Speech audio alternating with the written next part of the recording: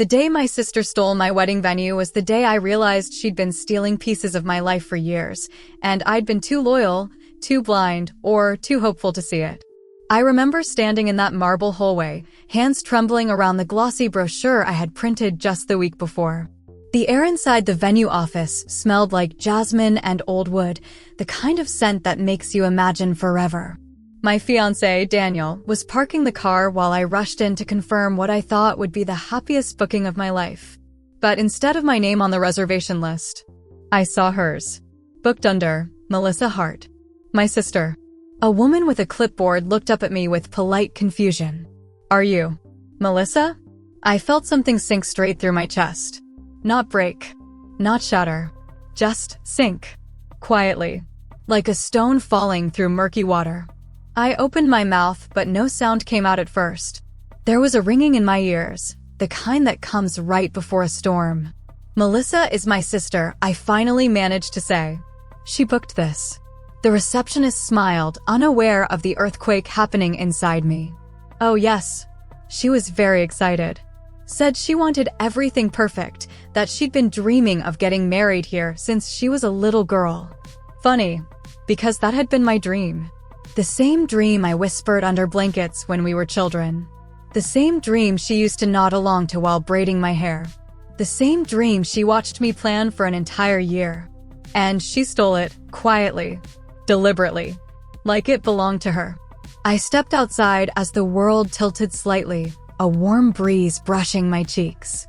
But I couldn't feel it. I couldn't feel anything except the slow, rising heat behind my ribs, confusion mixed with hurt, mixed with something I hadn't felt toward my sister in a long time. Suspicion. And I didn't know it yet, but this wasn't about a venue. Or a wedding.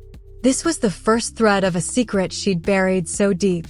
The whole family had been living on top of it for decades, without ever noticing the ground under us was hollow. Before everything unraveled, my life felt steady. Not perfect. Not glamorous. Just steady in a way that made you breathe easier. I worked as a school counselor at our local elementary school. My days were filled with crayon drawings, shoelaces to tie, and tiny voices telling me their big feelings. I loved that part of my life, the innocence of children, the honesty, the way they didn't hide their hurts the way adults did. Daniel, my fiancé, was a quieter kind of man. Thoughtful. Gentle. A graphic designer who always had ink smudges on his fingers and coffee stains on his desk. The kind of man who held your hand without making a show of it. The kind you could trust to stand beside you in a storm. And Melissa, my sister. She was the opposite of Daniel. And maybe the opposite of me too. Melissa walked into every room like she was auditioning for a role she believed she deserved. She was charming, God, she was charming. The kind of charming that made people forgive her faster than they should. The kind of charming that turned mistakes into misunderstandings and wounds into overreactions. Growing up, our mother used to say I was the soft one and Melissa was the shiny one. I never knew those labels would follow us into adulthood like shadows we couldn't outgrow. But back then, before the betrayal surfaced, I still believed we were close. Maybe not best friend close, but sister close. The type of bond built on shared childhood bedrooms and whispered secrets. We met every Sunday at our mother's house. Mom would cook too much food, always pasta, always with extra garlic, and we'd sit around her oval dining table, passing plates and trading stories. Melissa would talk about her new business ventures, most of them half-finished ideas she announced with enthusiasm, but rarely followed through on. I talked about work, the kids I counseled, the stories that tugged at my heart. Daniel listened. Always listening. Our mother watched us with tired eyes. She'd smile, but it never reached fully across her face. At the time, I thought she was just lonely after Dad passed. But later, I would learn that her eyes had been tired for reasons none of us ever questioned. And maybe we should have. Maybe I should have noticed the way Mom stiffened when Melissa raised her voice. Maybe I should have caught the way Mom's hands trembled when certain topics floated too close. But I didn't. Because love, when given freely, makes you blind to the cracks in the people you trust. And I loved my sister, even when she made it difficult. She had always been the one who needed more attention, more praise, more reassurance that she mattered. And I had always been the one who gave more. So when Daniel proposed to me in our living room, with fairy lights taped clumsily around the windows, Melissa had squealed and hugged me and said, "Finally. I thought you two were going to take forever." I believed her excitement. I believed her smile. Every part of me believed my sister wanted me to be happy. But maybe that's the thing about betrayal. It doesn't show up wearing villain colors. It shows up wearing familiarity. Your sister's perfume. Her soft laugh. Her childhood promises. Looking back, the signs had been there, quiet, careful, hidden between moments. But I was too ready to see love and too unwilling to see anything else. It wasn't until the day I found her name on my dream wedding venue's booking sheet that something inside me woke up. A small voice. A warning I had ignored too many times. And it whispered, "Something's wrong, and it's been wrong for a long time." When I got home that day, the house felt unusually quiet. The afternoon sun slipped through the blinds in thin golden slivers, landing on the hardwood floors like scattered ribbons. Daniel was sitting at the kitchen counter, peeling an orange. He always peeled it in one long spiral, something I found oddly soothing.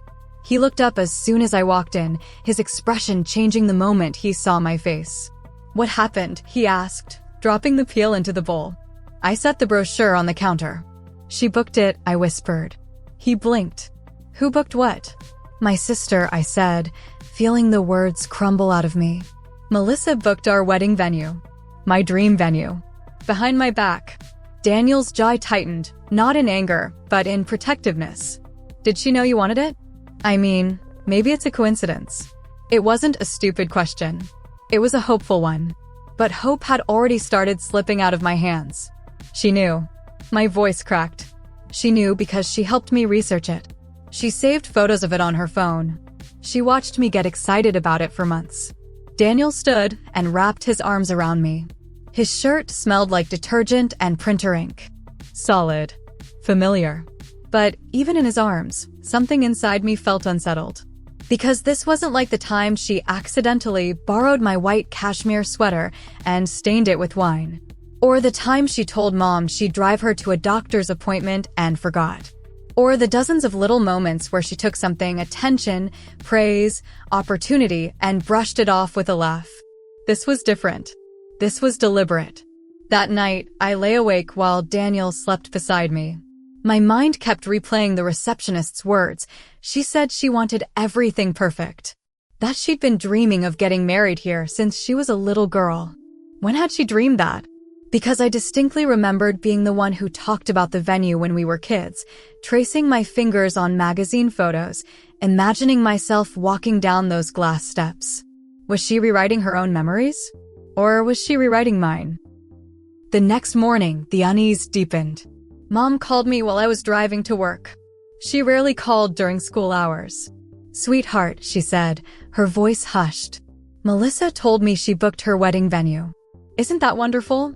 My stomach twisted. "You knew?" I asked. There was a pause. A long one. "Well, not exactly," Mom said. She mentioned she was looking around and considering places. "I thought you two talked about it." "No," I said. "She didn't talk to me about anything." Mom exhaled shakily. Maybe she just wanted to surprise everyone. I could picture her face, forced smile, eyes darting, fingers fidgeting with the edge of her shirt. A tell I'd only recently learned to notice. "Mom," I said softly, "is there something you're not telling me?" Another pause. Longer this time. Then her voice came trembling through the phone. Maybe you should talk to your sister." Whenever my mother avoided a question, it meant she already knew the answer. She just wasn't ready to say it. That was the first real clue. That my mother's silence was not confusion. It was fear. I tried to put everything aside for a few days. I poured myself into work, the kids, their stories, their drawings, their little triumphs and heartbreaks. But the universe has a habit of nudging you toward truths you've tried to ignore. It happened on a Wednesday afternoon. I was sorting through the lost and found bin when my coworker, Amelia, walked in with her lunch tray. "You look tense," she said, sliding onto a stool. "Wedding stress." I sighed. Something like that. She chuckled. Been there. I once had a cousin steal my reception photographer. Literally booked them the day after I did. I froze. Wait, what do you mean steal? Oh, she said she forgot I recommended them to her, Amelia said, rolling her eyes. But she didn't forget. Some people just want what you have. Because they don't want you to have it. Those words dropped into my chest like a stone. Because for the first time, I considered the possibility that Melissa didn't just want the venue. She wanted to take it from me. And that was a different thing entirely. I didn't confront Melissa yet. I wasn't ready. I needed more pieces of the puzzle. And then, just like the universe enjoys timing, Melissa sent a text. A long one. Hey sis. So I have amazing news. Nick proposed. We're getting married in June. And I've already found the perfect venue. We should celebrate tonight. Two hearts sparkles. I stared at it. June.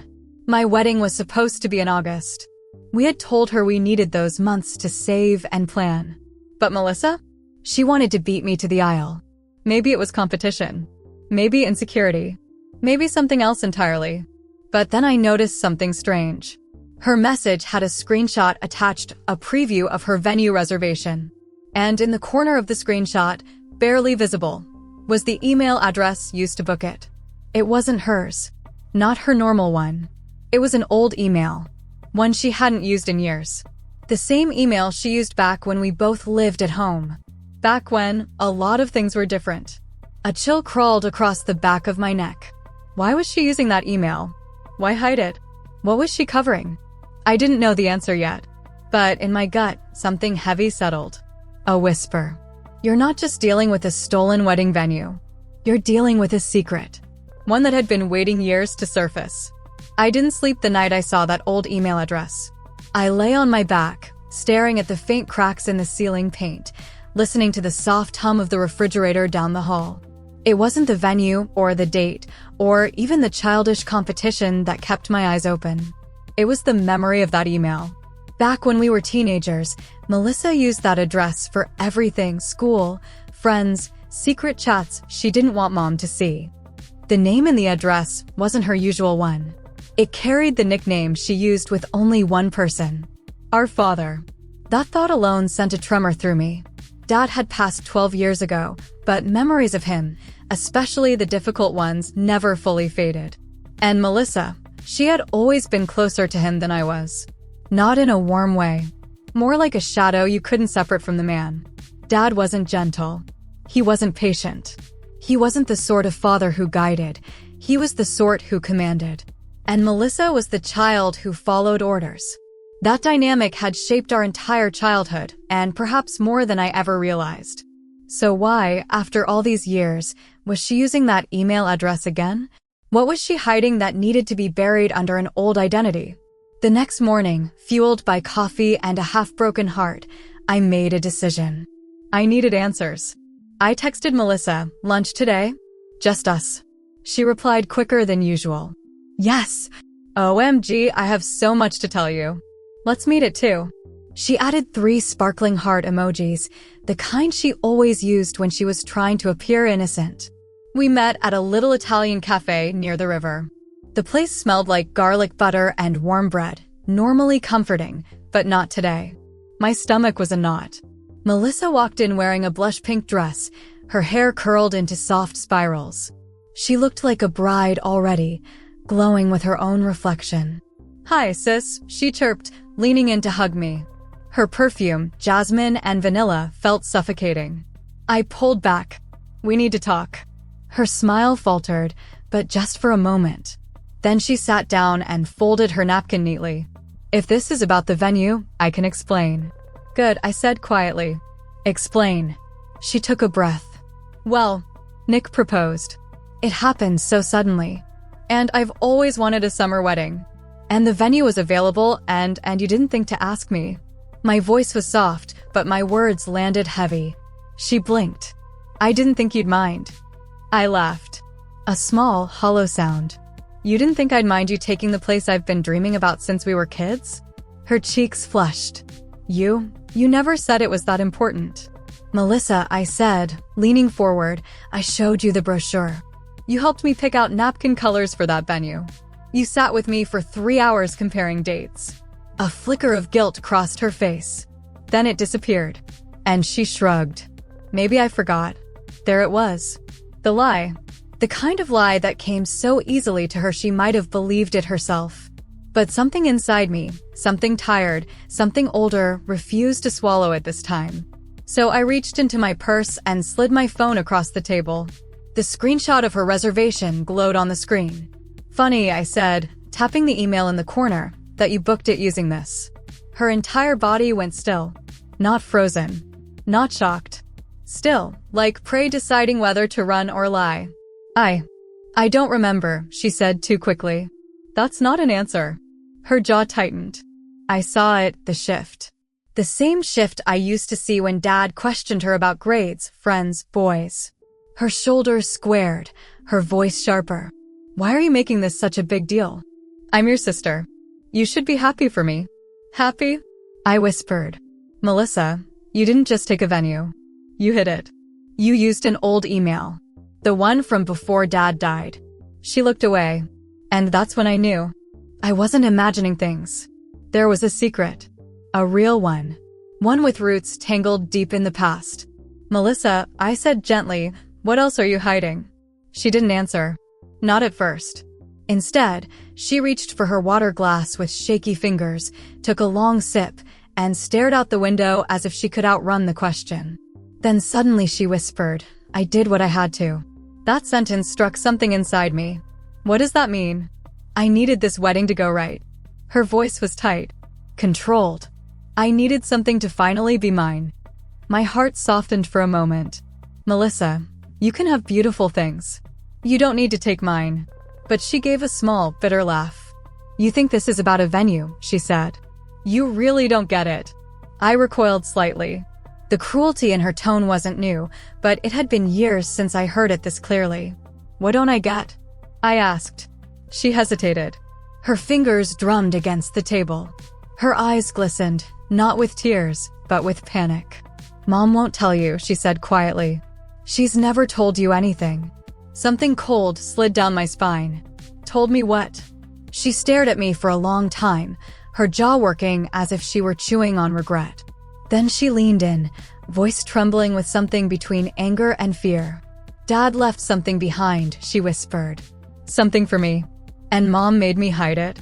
The air left my lungs. What? What are you talking about? Her lip quivered. You weren't supposed to know. You were always the favorite. The innocent one. The one who got love. I got responsibility. Dad made me promise to take something, to protect something, and Mom made me lie about it. I felt my pulse hammering in my ears. What did he leave? Her eyes met mine. And she said something that changed everything. Money, property, insurance, whatever. That's not the secret. The real secret is why he left it to me and not to you. A heaviness settled across my chest. Melissa, my voice was barely a whisper. What aren't you telling me?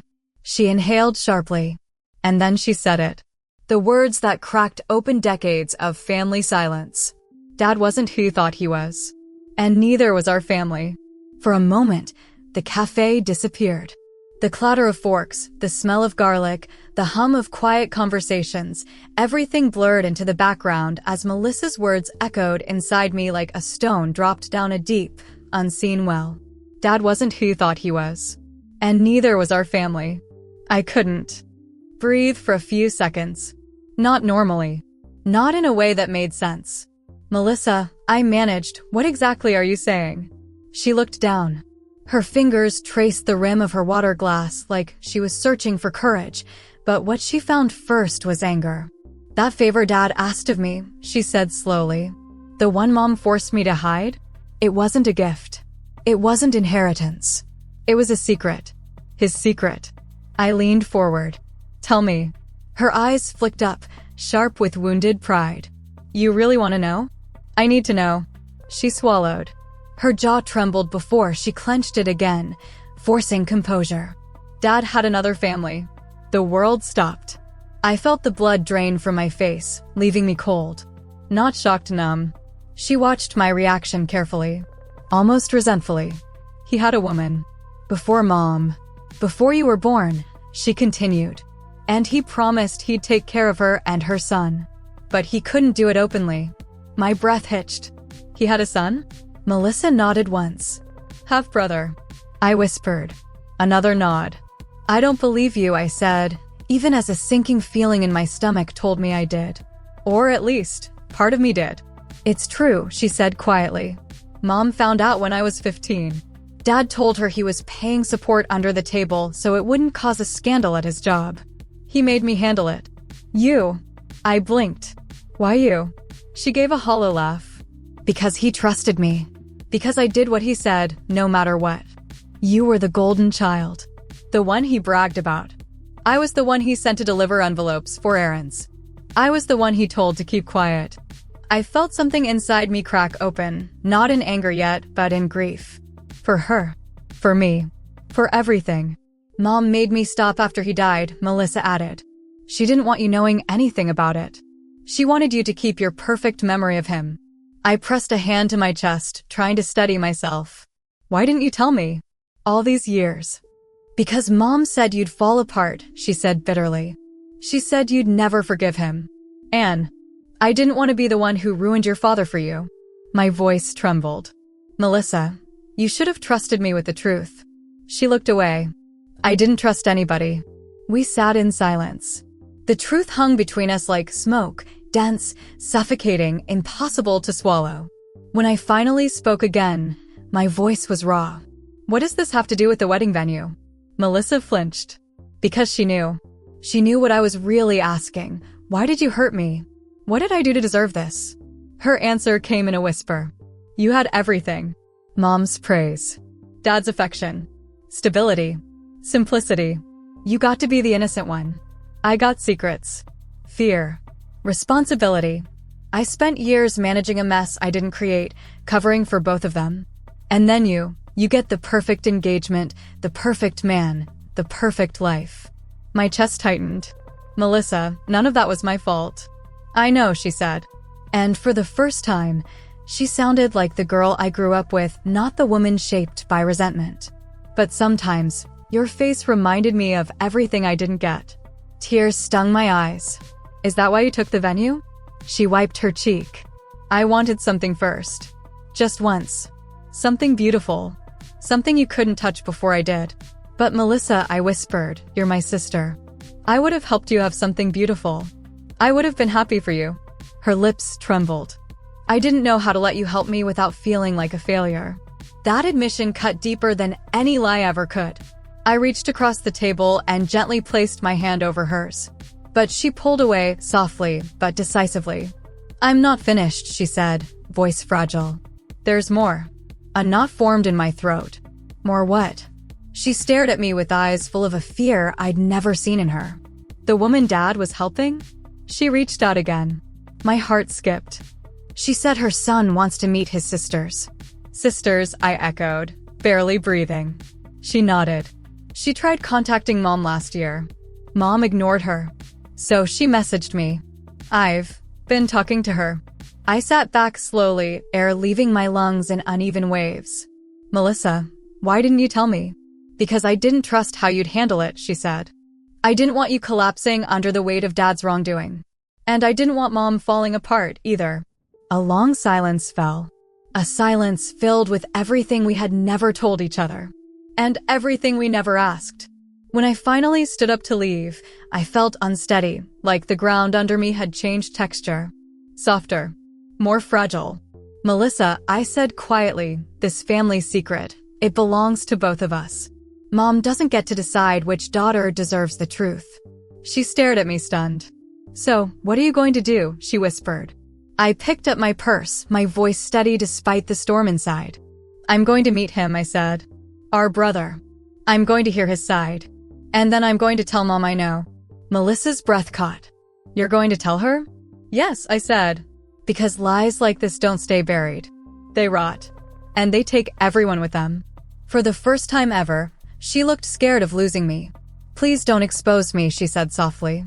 I only kept the secret because I had to. I paused. I'm not exposing you, I whispered. I'm exposing the truth. She lowered her eyes. Why now? She whispered. Why change everything now? I looked at her, my sister, my rival, my mirror in some ways, and said the one thing I had never said before, because this time, you took something from me that doesn't belong to the past. It belongs to my future, and I won't let you rewrite it. She closed her eyes, tears slipping free, and I walked out of the cafe with a heart full of sorrow and a spine made of steel.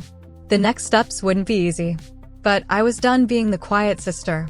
I was done living in shadows I never chose. It was time to face the truth. All of it. I thought confronting Melissa would be the hardest part, but I was wrong. The hardest part was walking into my mother's house 2 days later with the truth sitting like a stone in my chest. The house smelled the same way it always did, like simmered tomatoes and old wooden furniture, and somehow that made it worse. I wasn't ready to break the illusion of this home. But illusions don't protect anyone. They only delay the fall. When I stepped inside, Mom was at the sink, rinsing vegetables.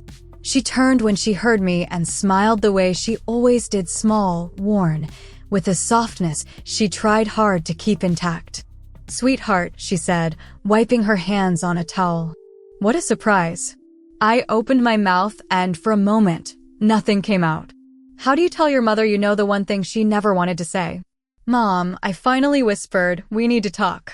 Her shoulders stiffened. Slowly. Like she already knew exactly which ghost had followed me to her doorstep. She sat down at the dining table, fingers clasped tightly.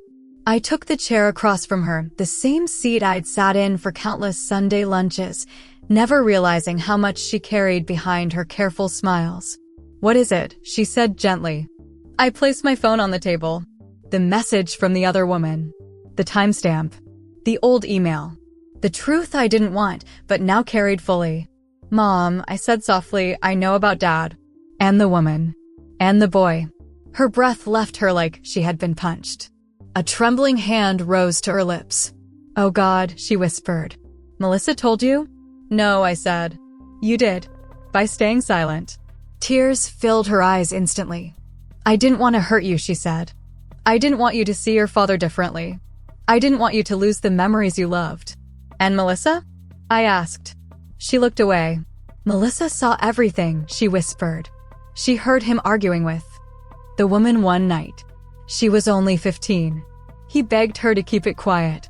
He told her he'd fix everything, but he died before he could. And then, she became the keeper of a secret no child should have had to carry. Something inside me softened. Not toward the lie, but toward the little girl my sister used to be.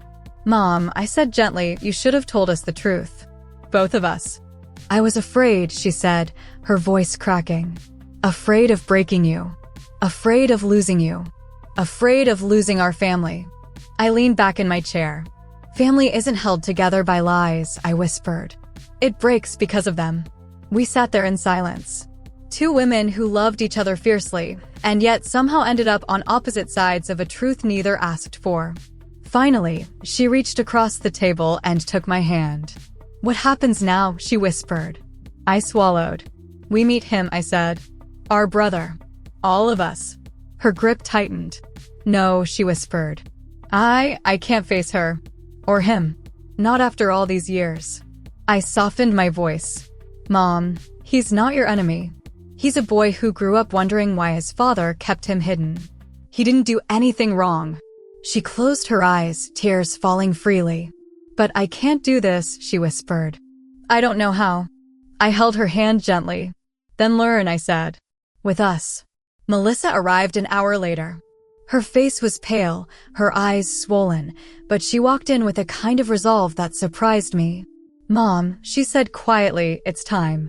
Mom couldn't even look at her. The silence between them was thick with years of secrets, years of misplaced anger, years of fear. So I stepped between them. "This doesn't end in shame," I said. "It ends in truth. We face it together." And that's when something broke open in the room. Mom began to sob in a way I'd never heard before. Melissa rushed forward and held her, really held her, like the scared teenager she had been all those years ago. And I placed a hand on both of their backs. Not to comfort the past, but to anchor the present. When the storm of crying finally faded, Mom whispered, "I'm so sorry." To both of you. I should never have asked either of you to carry this burden. Melissa wiped her eyes. I didn't realize how heavy it was until I put it down. Mom reached for me next. Her voice was small. Do you hate me for this? I shook my head. I hate the silence, I said softly. Not you.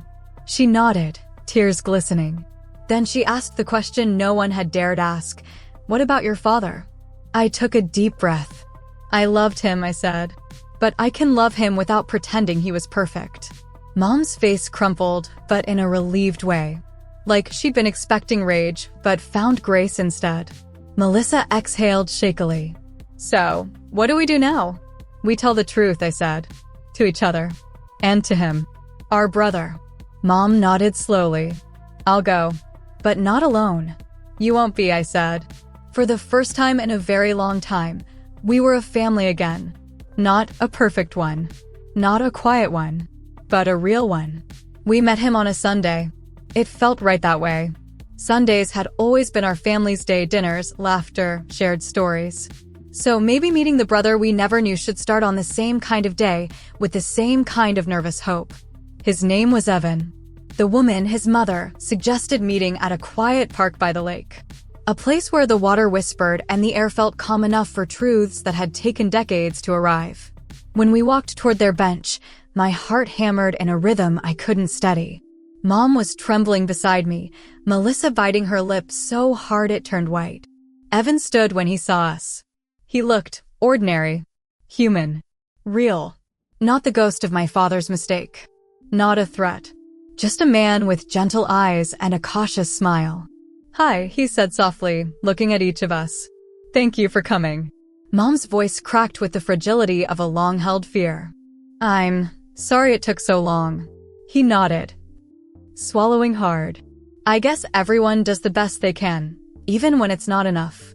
There was no anger in his voice, just sadness, and something like relief.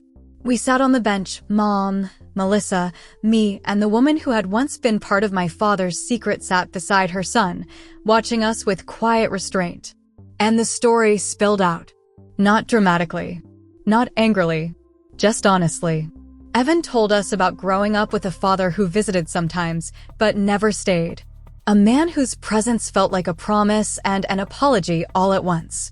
A man who kept saying, I'll make things right someday, but never lived long enough to do it.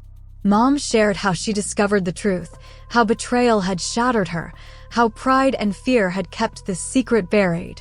She didn't defend it. She didn't ask for sympathy. She simply opened the wounds she had kept hidden. Melissa talked about the burden she carried as a teenager. The pressure, the confusion, the fear of tearing our family further apart.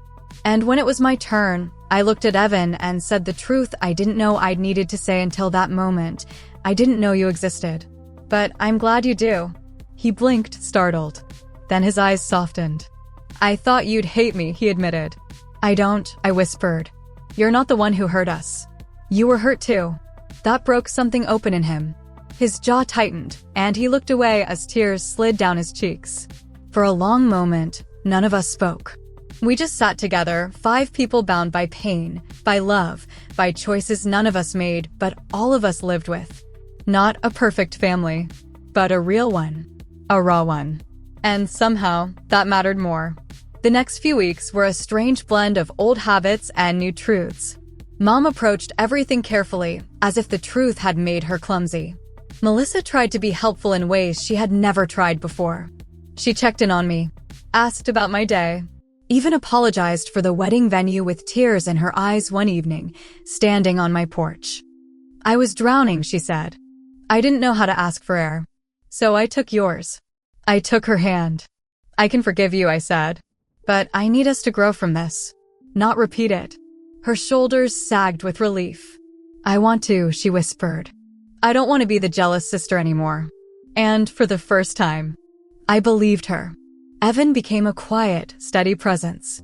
Not forcing himself into our lives, just answering when we reached out, offering pieces of himself carefully. We talked about Dad sometimes, but never in absolutes. It was strange, healing the past with someone who had lived a different version of it. But it felt necessary. I learned that family isn't defined by who shares your blood, but by who shares your truth. Then there was the wedding. My wedding.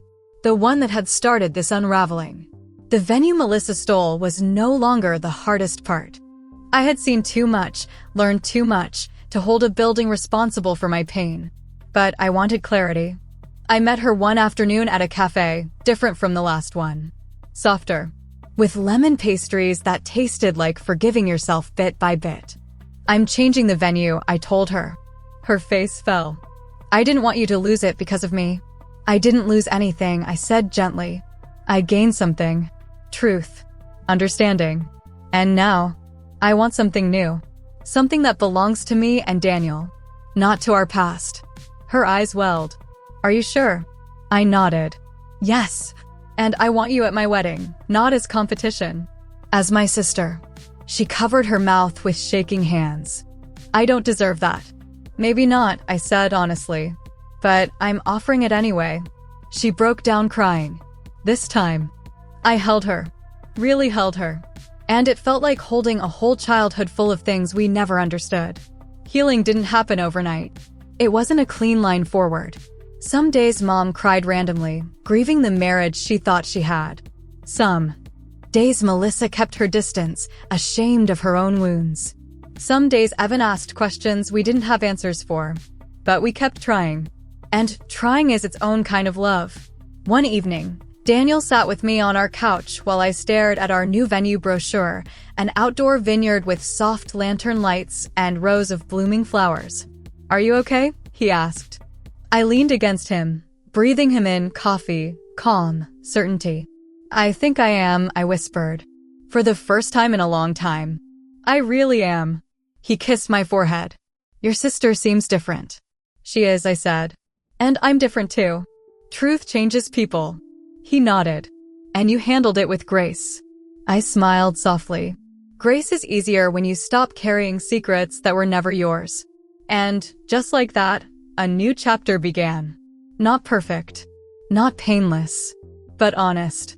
And honesty, I learned, is the only place healing can grow. Sometimes, late at night, when the house is quiet and Daniel has already fallen asleep beside me, I think about how everything changed because of one stolen venue. One building. One date. One betrayal that was never really about a wedding at all. It was about the cracks in a family we didn't want to see. About truths buried under fear and love wrapped in silence.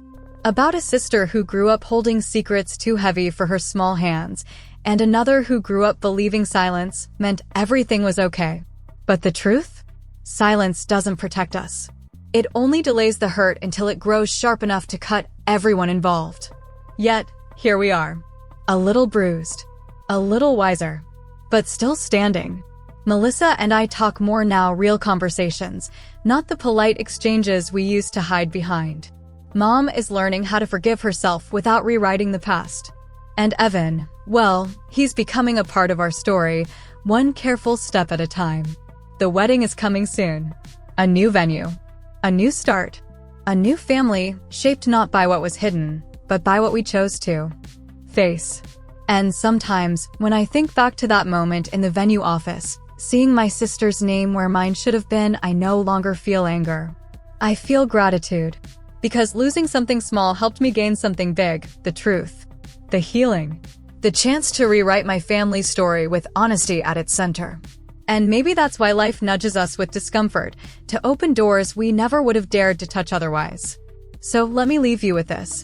If someone you love betrays you, would you rather hold on to the wound, or open it just enough to let the healing begin? Tell me in the comments, my dears. And if this story held your heart even for a moment, go on and subscribe. Come sit with me again soon. There are so many stories still left to tell.